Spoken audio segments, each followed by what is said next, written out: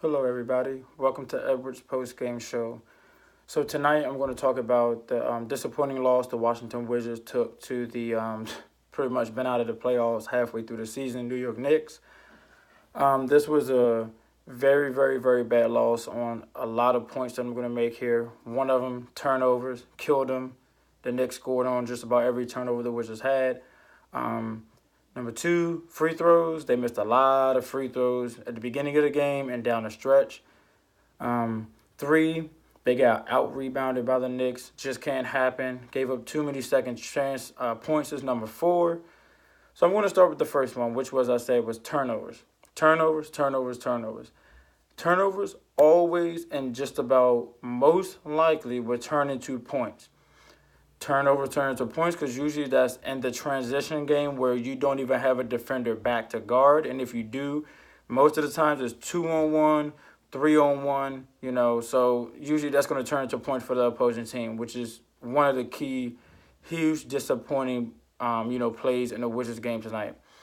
Second, I had said it. The Wizards missed free throws. I mean, you cannot miss, 4 or 5 free throws within the first quarter or two. That's 5 points. That's the 5-point swing that pretty much hurt the Wizards tonight. Okay? Kelly Oubre missed 2. Bradley Beal missed 1. You just can't have stars Oubre who comes off the bench who could be a defensive man of the year or sixth man of the year. If he stops committing some of these insane type of fouls into the games. The third huge one, they were out-rebounded tremendously. They just were not attacking the boards at all. They were letting the Knicks, players just come in and grab the ball. I mean, you just cannot do that. You have to guard your court. You have to go up with the toughness and get the rebounds. I didn't see Gortat active tonight. I saw Jan Mahimi more active than I saw Marcin Gortat. I don't know what's going on with Gortat, but he's not the type and toughest player that I know he can be. But it's almost like, in my opinion, either he's lost a step or he's scared to do it. Like that tip tonight that he tried to put the ball in, he should have just went up and dunked it over everybody. Like, he had the positioning. So if he would have gotten fouled, he would have gotten fouled and made the basket more than likely. Then that's a 1-point swing, right? But yet he didn't do that. Fourth, I don't know how much more to say a lot about this game, but they were not guarding the threes. They did not guard the threes tonight. They were not fighting around the pick and rolls. They were not trying to get a hand in a guy's face.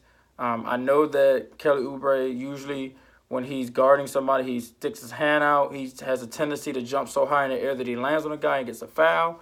But he's got to get over that. He's got to get over the fact that he's doing that. He's got to adjust to the game. He's got to adjust to making himself a better defensive player and fight over the screens. I mean, he might be the most active and most fighting person on the screens, but just not on every play. And I got to start seeing that from him if he wants to remain here in D.C.